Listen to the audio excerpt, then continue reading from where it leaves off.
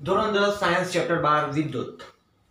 Last લેક્ચરમાં આપણે ભણી ગયા કે પરિપથમાંથી કે ઉપકરણમાંથી જ્યારે વિદ્યુત પ્રવાહ પસાર થાય છે ત્યારે ઉત્પન્ન થતી ઉષ્મા ઊર્જા H I²RT. આ ઉષ્મા ઊર્જાનો એકમ જૂલ નામના વૈજ્ઞાનિકની યાદમાં જૂલ એકમ છે. બસ આ ગાણિતિક સૂત્રને જૂલનો તાપીય નિયમ કહે છે. H બરાબર I²RT. આ ગાણિતિક સમીકરણને જૂલનો તાપીય નિયમ કહે છે. જોઈએ તો H એટલે ઉષ્મા ઊર્જા એ વિદ્યુત પ્રવાહના વર્ગના સમપ્રમાણમાં હોય છે. વિદ્યુત પ્રવાહના વર્ગના સમપ્રમાણમાં ઉત્પન્ન થતી ઉષ્મા ઊર્જા એ પરિપથના R એટલે અવરોધના સમપ્રમાણમાં હોય છે. ઉત્પન્ન થતી ઉષ્મા ઊર્જા એ પરિપથમાંથી કેટલા સમય માટે વિદ્યુત પ્રવાહ પસાર થયો છે t સમય, તો ઉષ્મા ઊર્જા એ સમયના સમપ્રમાણમાં હોય છે. ઉષ્મા ઊર્જાનો SI એકમ જૂલ છે. હવે આના આધારે જૂલ, આ જે ઉષ્મા ઊર્જાનો બીજો એકમ છે, બીજો એકમ વોટ ઇન્ટુ સેકન્ડ છે. એટલે આનો મતલબ શું થયો? જૂલ બરાબર વોટ ઇન્ટુ સેકન્ડ. તો જૂલ બરાબર વોટ ઇન્ટુ સેકન્ડ. તો આ જૂલનો તાપીય નિયમ આપણે ભણી ગયા.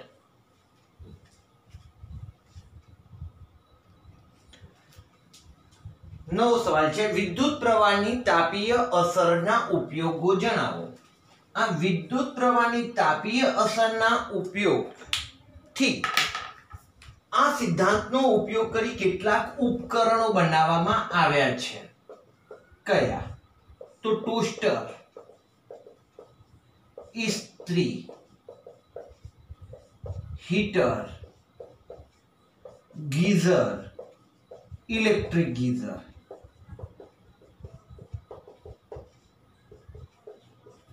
ઓવન. આ જે ઉપકરણો છે એ વિદ્યુત પ્રવાહની તાપીય અસર ને આધારે કાર્ય કરે છે. એમાં વિદ્યુતના લીધે આ બધા ઉપકરણો ગરમ થાય છે અને આપણે એ ગરમીનો રોજિંદા જીવનમાં ઉપયોગ કરતા હોઈએ છીએ. બીજી વાત, ફ્યુઝ બનાવવા માટે ફ્યુઝમાં વિદ્યુત પ્રવાહની તાપીય અસરનો ઉપયોગ કરવામાં આવે છે. ફ્યુઝમાં ફ્યુઝના તાર હોય છે, ફ્યુઝ તાર. આ તાર ટીન અને લેડની મિશ્ર ધાતુમાંથી, ટીન અને લેડની ધાતુની એક મિશ્ર ધાતુ બનાવવામાં આવે. એમાંથી યોગ્ય રેટિંગના ફ્યુઝ તાર બનાવવામાં આવે છે. હવે આ કેવી રીતના કાર્ય કરે છે, કે આ તાપીય અસર ઉપર કેવી રીતના કાર્ય કરે છે? તો ફ્યુઝ જે હોય એ ફ્યુઝમાં તમે ઇલેક્ટ્રિક ફ્યુઝ જોયા હશે, તો આ સાથે અહીંયા આમ તાર બાંધેલો હોય છે, આ ફ્યુઝ તાર છે. આ તાર મિશ્ર ધાતુમાં બનાવેલા છે. આપણે વાયરિંગમાં જે તાંબાના તાર છે એ ગરમ થતા હોય છે, પણ એના કરતા આ તાર વધારે ઝડપથી ગરમ થઈ જાય છે. ધારો કે કોઈ ઉપકરણમાં ખામી સર્જાય, આપણા ઘરમાં કોઈ જગ્યાએ ફોલ્ટ કે પ્રોબ્લેમ થયો હોય તો આ તાર જલ્દી ગરમ થઈને પીગળી જાય છે. પીગળી જાય એટલે ટૂંકમાં એ બળી ગયો, ફ્યુઝ ઉડી ગયો, આપણે એવું કહીએ છીએ. તો વિદ્યુત પ્રવાહની તાપીય અસર, ગરમ થયો, તાર બળી જાય એટલે હવે ફ્યુઝ ઉડી ગયો. ટૂંકમાં વિદ્યુત પ્રવાહ આ છેડેથી અહીંયા સુધી પહોંચશે નહીં, પરિપથમાં વિદ્યુત પ્રવાહ પસાર થતો અટકી જશે. તો ફ્યુઝનો ઉપયોગ, ફ્યુઝમાં જે સિદ્ધાંત વપરાય છે, કયો સિદ્ધાંત છે? વિદ્યુત પ્રવાહની તાપીય અસરનો ઉપયોગ કરવા માટે થાય છે. એટલે કે વિદ્યુત ઉપકરણોના રક્ષણ માટે ફ્યુઝ, યોગ્ય રેટિંગ તારવાળા ફ્યુઝ વાપરવામાં આવે છે.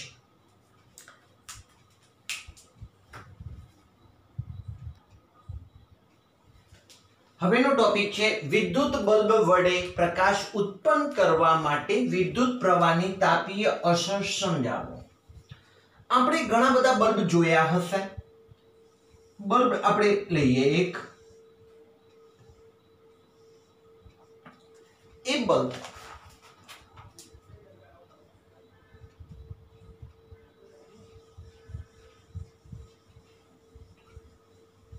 તમે તમારા ઘરમાં હવે જે એલઈડી બલ્બ છે એની હું વાત નથી કરતો. પહેલા આપણા પપ્પા મમ્મીના જમાનામાં, અત્યારે પણ મમ્મી પપ્પાનો જમાનો છે, પણ દાદા દાદીના જમાનામાં આ બલ્બ વપરાતા હતા. આ બલ્બમાં અથવા હજુ પણ તમારા ઘરમાં કદાચ ક્યાંક જોવા મળી જાય.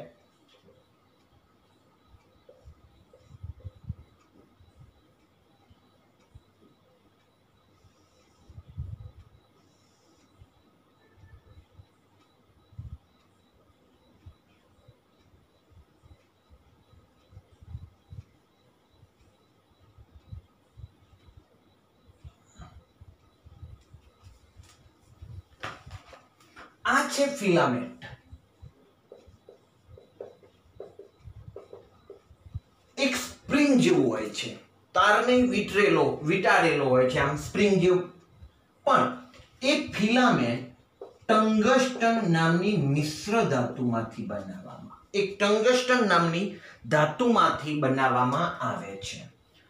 જ્યારે આ ફિલામેન્ટમાંથી વિદ્યુત પ્રવાહ પસાર થાય છે ત્યારે ફિલામેન્ટ ગરમ થઈ જાય છે, અને ગરમ થાય છે ત્યારે તે અધિતપ્ત એટલે કે સફેદ તપ્ત પ્રકાશ ઉત્પન્ન કરે છે. સફેદ તપ્ત. આમ તો આપણને ટ્યુબલાઇટનો પ્રકાશ વ્હાઇટ દેખાય છે અને બલ્બનો પ્રકાશ જોયો હોય તો પીળો દેખાય છે થોડો, પણ એ સફેદ તપ્ત પ્રકાશ ઉત્પન્ન કરે છે, એટલે કે પીળા જેવો જે ગણીએ આપણે એ ઉત્પન્ન થાય છે. ફિલામેન્ટ શામાંથી બનાવવામાં આવે છે? ટંગસ્ટનમાંથી. સાહેબ કેમ? ટંગસ્ટન એવી ધાતુ છે કે જેનું ગલન બિંદુ એટલે પીગળવું. હવે વાત એવી બને દોસ્તો કે વિદ્યુત પ્રવાહ પસાર કરે, વિદ્યુત પ્રવાહની તાપીય અસર થઈ, આ તાર ગરમ થયો, ગરમ તાર થાય છે એટલે એમાંથી સફેદ તપ્ત પ્રકાશ ઉત્પન્ન થાય છે. ગરમ થાય તો એ તાર પછી 2 કલાક 3 કલાક ચાલુ રહે તો પછી તાર પીગળી જાય ને.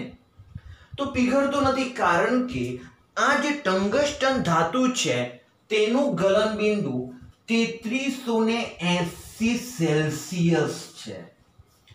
3380 એટલે કેટલું થયું દોસ્તો? લોખંડનો તાર લઈએ અને ટંગસ્ટનનો તાર લઈએ, બંનેને ગરમી સરખી આપવાની ચાલુ કરીએ, લોખંડનો તાર પીગળી જાય પણ ટંગસ્ટનનો તાર ન પીગળે, એવો મતલબ થયો. મતલબ કે એ પીગળતો નથી. બીજી વાત, આ ફિલામેન્ટમાં જો હવા ભરવામાં આવે તો હવામાં શું હોય? O2 હોય. તો O2 આ જ્યારે ટંગસ્ટન તાર ગરમ થાય એની સાથે આ O2 પ્રક્રિયા કરે તો ટંગસ્ટન તાર ઝડપથી જલ્દીથી બળી જાય છે અને આ તાર બળી જાય મતલબ એ ટુકડો થઈ જાય તો હવે બલ્બ પ્રકાશિત થશે નહીં. તો શું હવે? તો જલ્દીથી તો એની જગ્યાએ અહીંયા હવા ભરવામાં નથી આવતી, એની જગ્યાએ નિષ્ક્રિય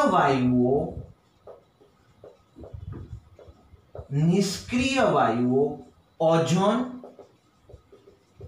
ક્રિપ્ટોન, નિયોન, આર્ગોન અને નિયોન, આર્ગોન AR અને નિયોન NE જેવા વાયુઓ ભરવામાં આવે છે. કેમ સાહેબ? તો આ જે નિષ્ક્રિય વાયુઓ છે એ નિષ્ક્રિય વાયુઓ રાસાયણિક પ્રક્રિયા કરતા નથી, જેથી ટંગસ્ટન સ્ટાર ઉપર અસર થતી નથી, તો એ ઝડપથી બળી જતો નથી, મતલબ એનું આયુષ્ય વધારે રહે છે. પણ આપણે નહીં કે ચાલુ કંપનીનો બલ્બ છે ને આમ કંપનીનો બલ્બ છે, તો કંપનીનો જે બલ્બ હોય એમાં આવા નિષ્ક્રિય વાયુ ભરેલા હોય, જ્યારે ચીલા ચાલુ કંપનીએ જે તાર આપેલો હોય, બલ્બ આપ્યો હોય, તો એમાં આર્ગોન અને નિયોન વાયુ ન ભરેલા હોય, એટલે એનું આયુષ્ય ઓછું હોય. 2 મહિનામાં ઉડી જાય, 3 મહિનામાં ઉડે, પણ પેલા ઉડતા નથી.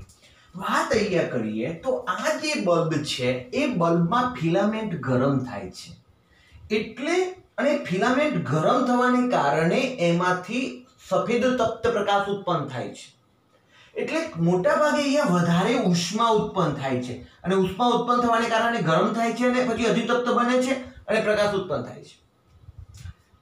તો અહીંયા ગરમી જેમ વધારે પેદા થશે, આપણે ગરમીની તો જરૂર નથી, આપણે તો પ્રકાશની જરૂર છે, પણ પ્રકાશ ઉત્પન્ન કરવા માટે આને ગરમ થવું પડે છે. તો કેટલીક ઉર્જા આ ગરમ થવામાં વપરાઈ જાય છે, જેથી આવા બલ્બ આપણે વાપરીએ તો વિદ્યુત વધારે વપરાય છે, અહીંયા ઉર્જાનો વ્યય વધારે થાય છે અને તે પૂરી કાર્યક્ષમતા પ્રમાણે કાર્ય કરી શકતા નથી. તો હવે વાત કરીએ સાહેબ ટ્યુબલાઇટમાં.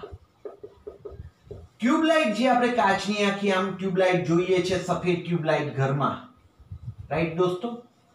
તો અહીંયા જે ટ્યુબલાઇટ છે એ ટ્યુબલાઇટના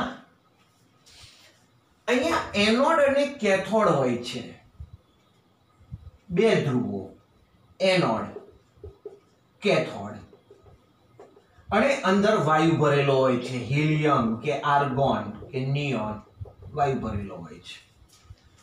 અહીંયા 2 ફિલામેન્ટ, આવી રીતના ફિલામેન્ટ નથી, તાર વચ્ચે હોતો નથી. આપણે એવી કલ્પના હશે કે અંદર તાર હશે, પણ આવો કોઈ તાર હોતો નથી, એટલે અહીંયા ગરમ થતું નથી.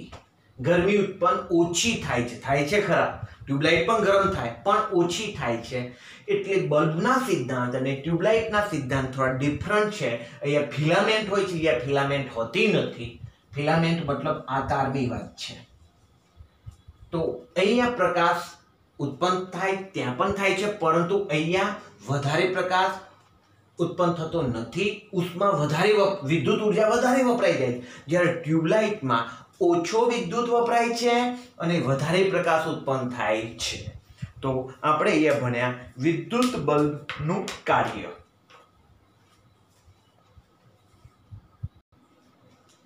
હવે આપણે વાત કરીએ ફ્યુઝ પર ટૂંક નોંધ લખો. ફ્યુઝમાં તાર વપરાય છે, તો ફ્યુઝ તાર એનું એક લક્ષણ કે એનો અવરોધ ઓછો હોય છે, ઓછો અવરોધ. 2 નીચું ગલન બિંદુ. જ્યારે આપણે બલ્બમાં વાત કરેલી, બલ્બમાં જે ટંગસ્ટનનો તાર હતો એ ટંગસ્ટન તારનું ગલન બિંદુ કેટલું હતું ભાઈ? 3380 સેલ્સિયસ. એ પીગળે નહીં, ગમે તેટલી ગરમી ઉત્પન્ન થાય તો પણ.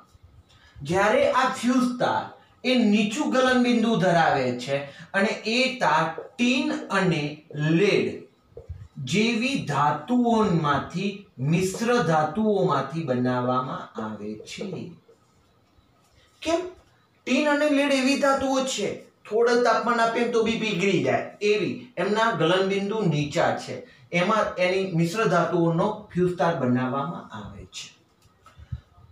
ફ્યુઝ તાર કેવી રીતના કાર્ય કરે છે? તો આપણે પપ્પાએ ને તમે પૂછજો, ફ્યુઝ પહેલા એવા આવતા આમ કે આમ ભરાવાના આવે અને ખેંચવાના આવે. પોર્સેલિન એટલે એ પણ સમજાવવું પડશે. કાચની નહીં, સિરેમિકની કપ રકાબીનો આપણે ઉપયોગ કરીએ છીએ. એવી રીતના સિરેમિકનું ખોખું મતલબ સિરેમિક હોય અને એમાં ધાતુના બે આ રીતના આવા ભાગ હોય.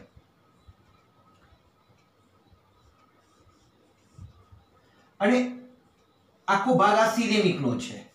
સિરેમિક એટલા માટે વાપરવામાં આવે કે સિરામિકને કરંટ ન લાગે. અને અહીંથી તાર, ફ્યુઝ તાર આ રીતના અહીંયા બાંધેલો હોય, જેથી વિદ્યુત અને પ્લગમાં કે જે જગ્યાએ ભરાવા ન હોય એમાં એને જોડવામાં આવે. આની સાથે અહીંયા ભરાવી દે એટલે અહીંથી વિદ્યુત પ્રવાહ આગળ, અહીંયા વિદ્યુત પ્રવાહ આવતો હોય. સમજીએ બાબતને. જ્યારે આને આમ ભરાવામાં આવશે એટલે આ વસ્તુ અહીંયા ટચ થશે, અહીંયા પછી એમાંથી વિદ્યુત પ્રવાહ અહીંયાથી આગળ વહન પામશે. તો ફ્યુઝને એક તો પહેલી વાર ફ્યુઝને પરિપથમાં જે વોલ્ટેજ જ્યાંથી મળે છે, મતલબ કે જ્યાં પરિપથ આવે છે મેઇન્સ કહેવાય, મેઇન્સ સાથે શ્રેણીમાં જોડવામાં આવે છે. શ્રેણીમાં. ચલો, વચ્ચે આ વાયર આપણા જતા હોય અને ઘરમાં વાયર જે આવતો હોય મેં એની વચ્ચે ફ્યુઝને જોડવામાં આવે છે. ફ્યુઝ જોડવાથી શું થયું? તો આ તાર આ રીતનો છે. કોઈ કારણોસર પરિપથમાં વધારે વિદ્યુત પ્રવાહ પસાર થાય તો સૂત્ર યાદ કરો, R²RT. વિદ્યુત પ્રવાહ જો વધી જાય તો અહીંયા ઉત્પન્ન થતી ઉષ્મા ઉર્જા વધી જાય. ઉષ્મા ઉર્જા વધી જાય એટલે આ તારનું ગલનબિંદુ કેવું છે? નીચું ગલનબિંદુ છે. જેવો વધારે વિદ્યુત પ્રવાહ પસાર થાય કે તરત જ વાહક તાર ગરમ થઈ જાય જુલના નિયમ અનુસાર અને તાર પીગળી જાય, એટલે કે ફ્યુઝ ઉડી ગયો, બળી ગયો, જેથી હવે પરિપથમાંથી વિદ્યુત પ્રવાહ આગળ વહેતો નથી. આ ફ્યુઝ મેં તમને બતાવવા માટે ઘણી જગ્યાએ શોધ કરી પણ આવું કંઈ ફ્યુઝ મને મળ્યો નહીં. બાકી આપણે ત્યાં પણ ઘરમાં કે નીચે ફ્લેટમાં કે મકાનમાં રહેતા હોય ત્યાં પણ હવે આવા ફ્યુઝ વપરાતા નથી. અત્યારે મેઇન્સ કે એલસીબી કે એલઈબી એવું કંઈક આવી ગયું છે કે ઓટોમેટિક સિસ્ટમથી એ પડી જાય, એટલે આવા ફ્યુઝ અત્યારે મળતા નથી. ચલો બીજી વાત કરીએ. તો આપણે કોમ્પ્યુટર એમાં કંઈક એક પટ્ટી કંઈક આપણે આવી વાપરીએ છીએ, એમાં તમે જોઈ હશે અને વાપરતા પણ હશો. અહીંયા કંઈક લાઈટ થતી હોય કે જેથી અહીંથી મોનિટર ચાલતું હોય, અહીંથી સીપીયુ ચાલતું હોય, અહીંથી કંઈક સ્પીકરને કરંટ આપેલો હોય. આ બધી આપણે ઉપયોગ કરતા હોઈએ છીએ.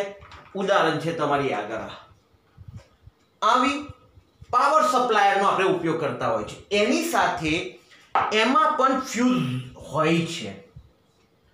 ફ્યુઝ હોય છે ભાઈ.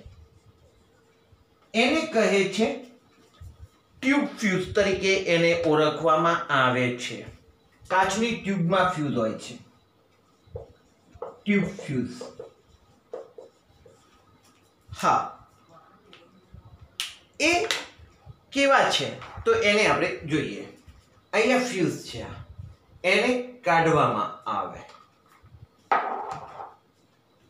અને એ આ રીતના ફ્યુઝ છે. બે બાજુ ધાતુના કાર્ટેજ છે, મતલબ કે બે બાજુ ધાતુ છે, પટ્ટીઓ, અને વચ્ચે એકદમ પાતળો તાર છે. એ શામાંથી બનાવેલો હોય? ટીન અને લીડની મિશ્ર ધાતુમાંથી. दोस्तों જરૂરિયાત મુજબના જુદા જુદા રેટિંગના ફ્યુઝ બનાવવામાં આવે છે 1 ampere 2 ampere 3 ampere 4 ampere 5 ampere હવે દાખલા તરીકે આપણે વાત કરીએ કે ઇસ્ત્રીનું કામ ઘરમાં હોય તો જે પ્લગમાં ભરાવીએ ઇસ્ત્રીને વધારે સપ્લાય આવે છે જરૂર પડે છે વિદ્યુત પ્રવાહની હવે એની જો સાથે સરખાવીએ કે ભાઈ ટ્યુબલાઇટ તો ટ્યુબલાઇટને બચાવવા માટે આપણે એ ફ્યુઝ કામ ન લાગે એના માટેનો અલગ ફ્યુઝ જોઈએ તો શું બને તો સમજાવું કે આપણા ઘરમાં 220 વોલ્ટ વિદ્યુત પ્રવાહ આવે છે પાવર સપ્લાય કેટલો છે 220 વોલ્ટ અને જે ઇસ્ત્રી છે એનું પાવર રેટિંગ એનો પાવર છે લગભગ 1000 વોટ હોય છે આ સાહેબ વોટ એટલે શું એ પછી સમજીએ છીએ તો અહીંયા કેટલો વિદ્યુત પ્રવાહ પસાર થાય તો I બરાબર P/V P એટલે છે 1220 તો જવાબ આવે છે 4. મીઠું ગયું 22 ચોક 88 12 વધ્યા 0 12 પંચા 110 10 54 4.54 સમથિંગ આવે છે એમ્પિયર તો જ્યારે આ ઇસ્ત્રી કાર્ય કરે છે ત્યારે પરિપથમાંથી કેટલો વિદ્યુત પ્રવાહ પસાર થાય છે 4.54 એમ્પિયર 4.54 હવે જ્યારે આ ઇસ્ત્રીને બચાવવા માટે એના પરિપથમાં એક ફ્યુઝ રાખવામાં આવે કેટલા રેટિંગનો કે 5 એમ્પિયરનો ફ્યુઝ કીધા ને કે જુદા જુદા રેટિંગના હોય છે 1 એમ્પિયર 2 એમ્પિયર 3 એમ્પિયર 4 એમ્પિયર 5 એમ્પિયરના ફ્યુઝ તો 5 એમ્પિયર છે રાઈટ એ ફ્યુઝ જોડેલો છે હવે સમજો કે કોઈ કારણસર ખામી સર્જાઈ અને પરિપથમાંથી પસાર થતો આ વિદ્યુત પ્રવાહ વધે 5 એમ્પિયર કરતા વધે કેટલી ઇસ્ત્રીની જરૂર છે 4.54 પણ એનાથી વધે 5 એમ્પિયર કરતા જેવો વિદ્યુત પ્રવાહ વધે કે પેલો તાર પીગળીને બળી જાય એટલે હવે પરિપથમાંથી વિદ્યુત પ્રવાહ વહેતો અટકી જાય એટલે કે હવે ઉપકરણને વધારે કોઈ નુકસાન થતું બંધ થઈ જાય જે સ્થિતિ હોય તે સ્થિતિમાં બધું અટકી જાય તો ફ્યુઝ શાના માટે વપરાય છે તો વિદ્યુત ઉપકરણોમાં અનાવશ્યક રીતે વધારે વહેતા વિદ્યુત પ્રવાહને કારણે પરિપથના ઉપકરણને કોઈ નુકસાન થતું હોય તે નુકસાનને અટકાવવા માટે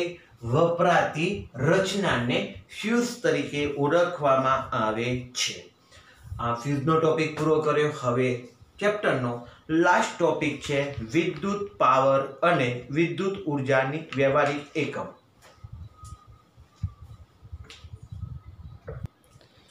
હવેનો ટોપિક છે વિદ્યુત પાવર એનો સંકેત છે ભાઈ P એ બાબતને સમજવા માટે આપણે પાછા ભણેલા સૂત્રો તરફ જઈએ I બરાબર Q/T તો એમાંથી સૂત્ર બનાવેલું Q બરાબર IT બીજું V બરાબર W/Q માટે એમાંથી સૂત્ર બનાવેલું W બરાબર VQ ઓકે અને સૂત્ર હતું R બરાબર V/I તો એમાંથી સૂત્ર હતું V બરાબર IR આનો આપણે જરૂર પડે ઉપયોગ કરવાનો છે દોસ્તો એક તો પહેલી વાત કે વિદ્યુત પાવર એટલે શું કોઈ પણ યંત્ર હોય એ વિદ્યુતથી કાર્ય કરતું હોય કે કોઈ વસ્તુ હોય એના કાર્ય કરવાના સમય દરને પાવર કહે છે સમજીએ આપણે બાઇક ગાડી એક્ટિવા એના એન્જિનના પાવર માપીએ છીએ આપણે સીસીમાં કે 110 સીસીનું 150 સીસીનું છોકરાઓને તો સારી ખબર પડતી હશે કે 150 સીસીનું બાઇક છે 200 સીસીનું બાઇક છે રેસિંગમાં જે બાઇકો વપરાતા હોય એના રેટિંગ ઊંચા મતલબ એન્જિન પાવર એમ વિદ્યુત પાવરની વાત કરવી છે તો અહીંયા વિદ્યુત પાવર એટલે યંત્રનો કાર્ય કરવાનો સમય દર આ શોર્ટ વ્યાખ્યા કરી પણ સૂત્રની રીતે વ્યાખ્યા લેવી હોય તો વિદ્યુત પાવર બરાબર થયેલું કાર્ય અને તે માટે લાગતો સમય. વ્યાખ્યા વિદ્યુત પાવરની: એકમ સમયમાં યંત્રએ અથવા ઉપકરણે કરેલા કાર્યને તે ઉપકરણનો વિદ્યુત પાવર કહે છે. ફરીથી ઉપકરણ શબ્દ આપણે નથી બોલવો. એકમ સમયમાં યંત્રએ કરેલા કાર્યને તે યંત્રનો પાવર કહે છે. આ પાવરનો એકમ છે ભાઈ વોટ. કોણ વોટ સાહેબ? જેમ્સ વોટ, જેમને વરાળ યંત્રની શોધ કરી હતી. તો જેમ્સ વોટ નામના વૈજ્ઞાનિકની યાદમાં પાવરનો એકમ છે વોટ. ચલો હવે વાતને જોઈએ તો વિદ્યુત પાવરનો સંકેત છે કેપિટલ P. થયેલા કાર્યનો સંકેત છે W અને સમયનો એકમ છે T. Okay sir. P બરાબર સર W બરાબર ત્યાંથી આપણે લખીએ VQ છેદમાં T. ઓકે. P બરાબર આવું કેમ? તો કારણ લખી નાખીએ W બરાબર VQ. ઓકે. હવે W into Q sorry VQ, Q એટલે ત્યાંથી સૂત્ર ઉઠાવી લાવીએ. Q બરાબર IT એટલે V તો ખરો અને Q એટલે IT છેદમાં T. કારણ આપીએ તો Q બરાબર IT. દોસ્તો TT ગોન. તો આપણા માટે બની ગયું P બરાબર VI. હવે આના ઉપરથી એકમ લઈએ. પહેલા V નો એકમ. V એટલે વોલ્ટ. વોલ્ટનો એકમ હતો જૂલ પ્રતિ કુલમ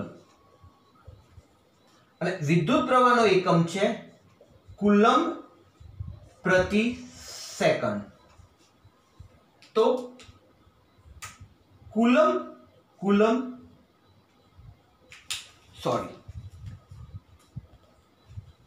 P બરાબર VI.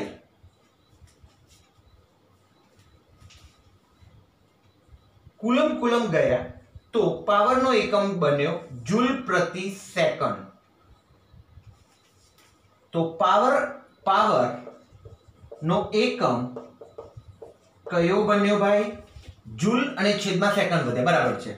જૂલ પ્રતિ સેકન્ડ છે અને આ જૂલ પ્રતિ સેકન્ડ ને જ નામ આપવામાં આવ્યું છે વોટ. તો સર આનો મીનિંગ શું થયો કે ભાઈ 1 વોટ બરાબર જૂલ પ્રતિ સેકન્ડ. અચ્છા, હવે મારે એમ કહેવું છે કે કોઈ પણ યંત્ર છે એનો પાવર 1 વોટ ક્યારે કહેવાય? તો હું અહીંયા લખું 1 1 1. જ્યારે કોઈ ઉપકરણ 1 સેકન્ડમાં 1 જૂલ જેટલી ઉર્જા વાપરે તો તે યંત્રનો પાવર 1 વોટ કહેવાય. કોઈ પણ યંત્ર 1 સેકન્ડમાં 1 જૂલ જેટલો પાવર વાપરે તો તેનો પાવર 1 જૂલ જેટલી ઉર્જા વાપરે તો તેનો પાવર 1 વોટ કહેવાય. અથવા એવું પણ કહેવાય કે કોઈ પણ યંત્ર જે યંત્ર કે વસ્તુ છે, ઉપકરણ છે, એ 1 સેકન્ડમાં 1 જૂલ જેટલી ઉર્જા વાપરી લેશે તો તેનો પાવર 1 વોટ કહેવાય. હવે વાત સમજો કે આપણા ઘરે બલ્બ હોય છે. બલ્બ પેલા મેં તમને બલ્બની જે વાત કરી હતી એવા બલ્બ તો હવે આપણે વાપરતા નથી, બહુ મોંઘા પડે, વધારે વિદ્યુત વાપરે. પણ એવા આપણા દાદા વાપરતા ત્યારે 100 વોટના બલ્બ આવતા. 100 વોટ, વોલ્ટ ને બે વોટ છે.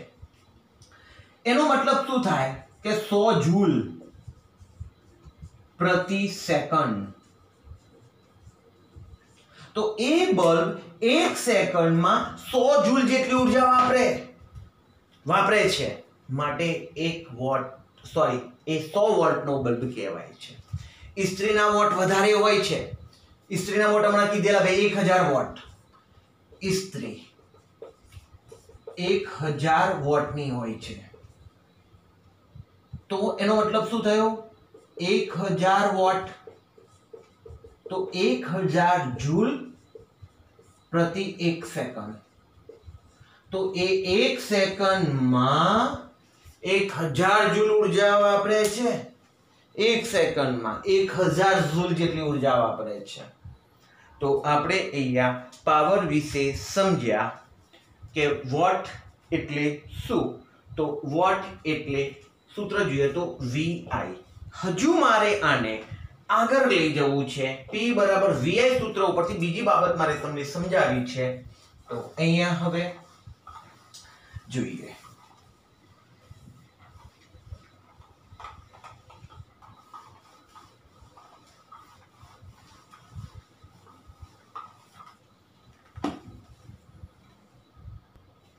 આપણે અહીંયા સમજીએ કે P બરાબર VI. ચલો P બરાબર VI. સર V નું કોઈ સૂત્ર છે? કયું સૂત્ર છે V નું? તો P બરાબર I R ઇન્ટુ I. તો પાવર નું બીજું સૂત્ર બનશે I² R.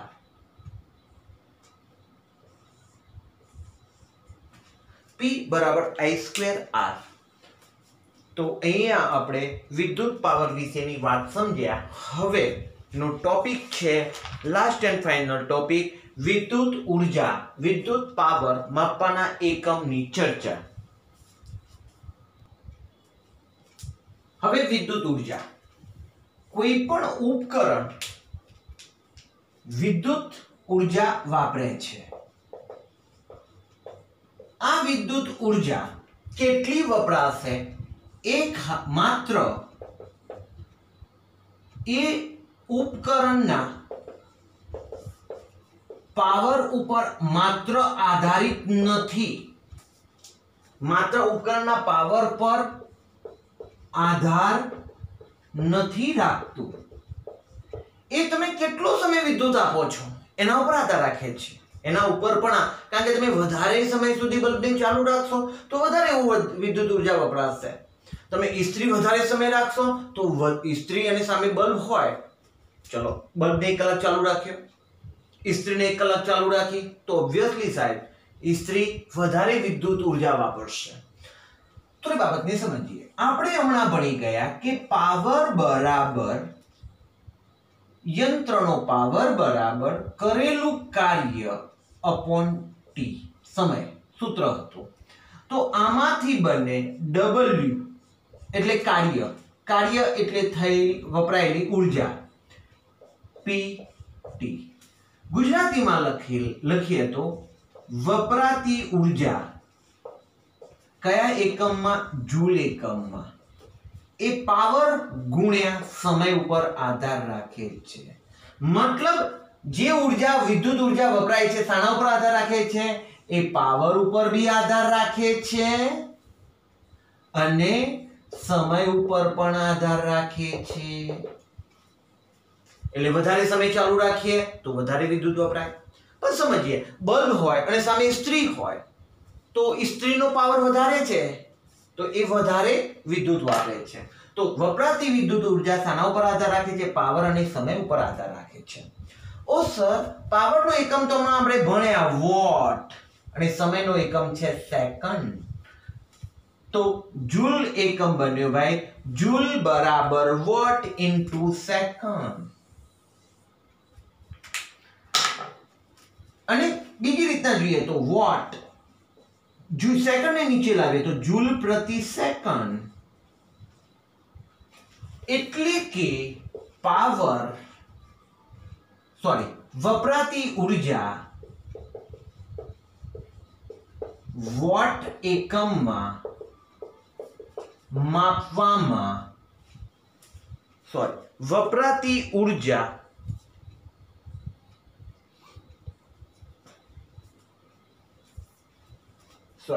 વપરાતી ઉર્જા જૂલમાં માપવામાં આવે છે અને જૂલ માટે એકમ કયો બન્યો આપણા માટે? જૂલ માટે એકમ બન્યો વોટ ઇન્ટુ સેકન્ડ. હવે અહીંયા વોટ છે ને એ નાનો એકમ છે, એનાથી મોટા વોટ એટલે કે વધારે વોટ માટે કિલોવોટ. આનો W તરીકે લખવામાં આવે છે, કેપિટલ W. કિલોવોટ માટે KW.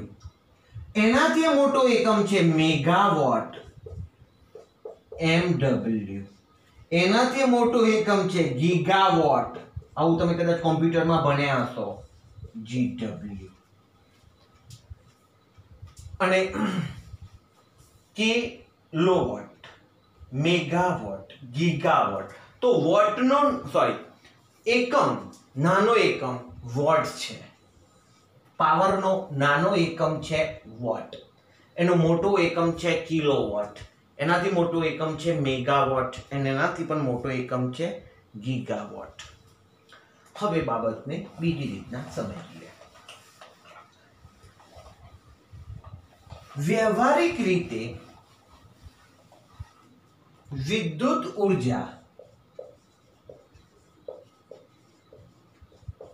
માપવાનો એકમ યુનિટ. આપણા ઘરે જે લાઇટ બિલ આવે છે યુનિટમાં આવે છે. વિદ્યુત ઉર્જા માપવા માટેનો એકમ યુનિટ છે, વ્યવહારિક એકમ. સાહેબ એ યુનિટ એટલે શું છે તો જોઈએ. એક યુનિટનો મીનિંગ થાય છે વૈજ્ઞાનિક રીતે 1 કિલોવોટ ઇન્ટુ અવર. 1 કિલોવોટ નો મતલબ થાય છે એક યુનિટ વિદ્યુત ઉર્જાનો એકમ છે, પણ આપણે ઉર્જાની સામે એકમ લીધેલો કયો? વોટ ઇન્ટુ સેકન્ડ હતો.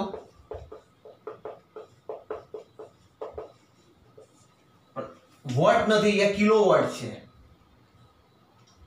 અને અવર છે. તો કે એનો મીનિંગ શું થશે તો સમજીએ. ચલો રેડી. એક યુનિટ એટલે 1 કિલોવોટ ઇન્ટુ અવર. 1 કિલો એટલે 1000 વોટ. હા સાહેબ. અને અવર એટલે 3600 સેકન્ડ. મેં એને એકમ બદલી નાખ્યા.